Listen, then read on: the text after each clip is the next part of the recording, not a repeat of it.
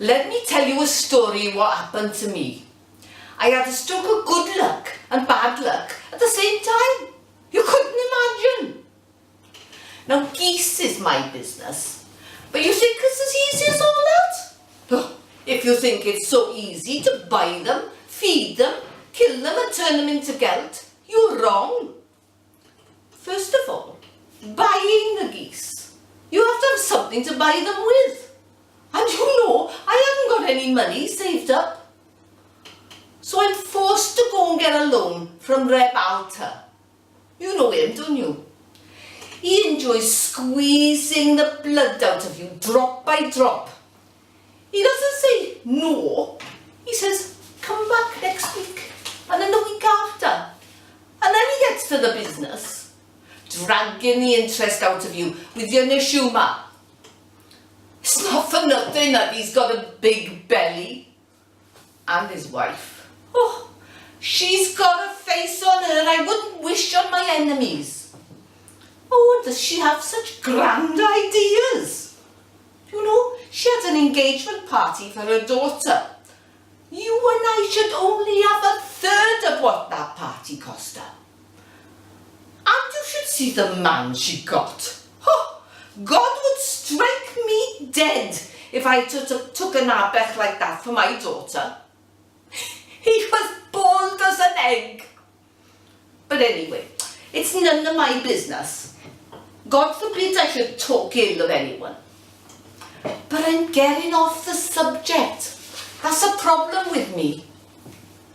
Now, buying geese. Where'd you buy them? You'd think at the marketplace. Oh, if I could buy all our geese at the marketplace, I'd be rolling in gold. If you want to buy geese, you have to put yourself out a bit and get up early. And actually so early, it's an hour when God himself is still asleep. And then you walk all the way across the other side of town, down by the mill. And when you get there, there's another woman, just as smart as you, who got up even earlier. And there'll be a third one, who got up earlier than both of you. That's how it is. Everyone stands around waiting, hoping that God will have some rahmanis and send along a peasant with some geese. Then as soon as one shows up, the women jump on him. How much for the goose? If the peasant is a businessman you can talk to, then you can bargain with him. But if he's the nervous type, then you've got trouble. Go away, he says. I don't have any geese. What can you do? Sue him? No. All you can do is mumble under your breath, half in Yiddish, half in Russian. I can see with my own eyes, and may yours ooze with pus. You've got a goose. And still he says, I don't have any geese for sale. God willing, the peasant lets go of the goose, and then you can inspect it. People say you have to be a connoisseur of geese, the same as diamonds. My husband mocks me. He thinks it's all hocus pocus. So I says, are my mother and my daughters all fools? The genius doesn't answer. Ha! And it's a good job he doesn't, because if he did, I'd let him have it, and so much so that his ears would be ringing for 3 days in a row. Mind you, I do know how to respect a man of learning.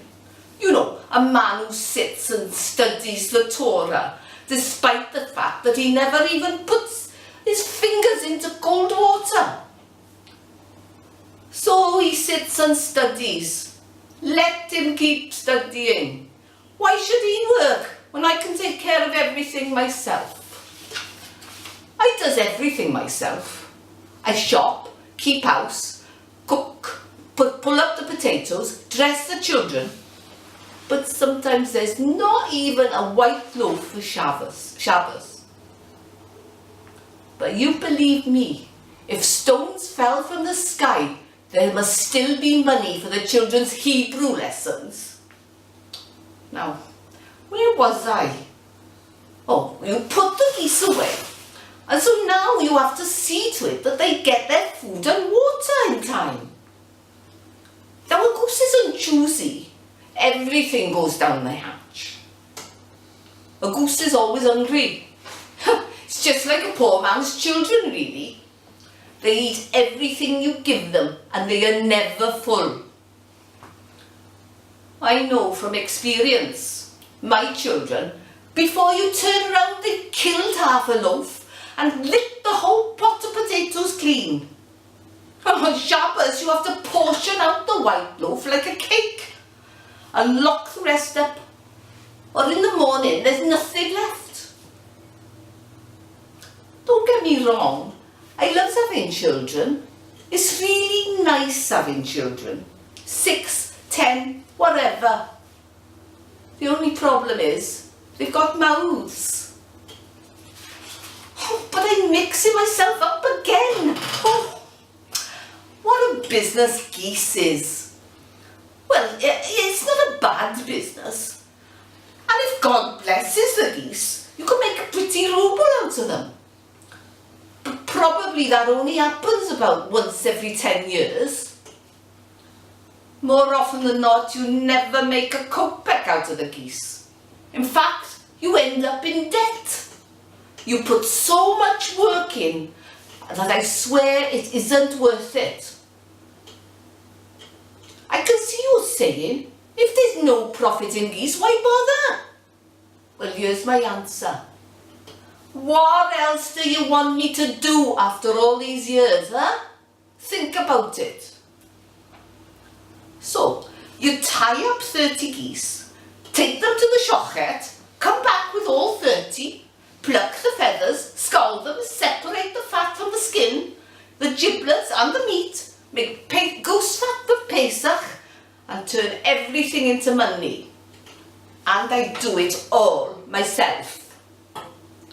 But how can I start feeding so many mouths and to top it off have a husband who never earns a wooden kopeck when we haven't even paid for the geese yet? I wish I had a third of what I owe, but I will pay my debts. Wait a minute. I think I started out to tell you a story, but for the life of me, I can't remember what it was. You know, women are nothing to sneeze at. We are strong. Now, perhaps the next time you come by, I'll remember the story. And don't forget, should you need some goose schmaltz for Pesach, you know where to find me.